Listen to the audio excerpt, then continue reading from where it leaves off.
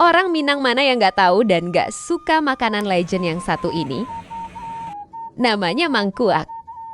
Mangkuak berarti mangkok karena makanan ini berbentuk cembung seperti mangkok. Dimasak dengan cara dikukus, mangkuak terbuat dari adonan tepung beras dan bahan lainnya.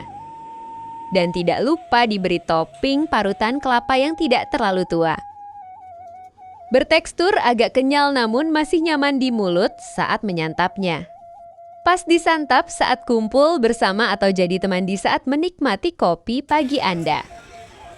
Bagi Anda yang berada di Pariaman dan sekitarnya, Acik Opi hadir memberikan keinginan selera Anda akan makanan legend satu ini. Lokasinya dekat Stasiun Kereta Api Pariaman, Kelurahan Pasir Kota Pariaman.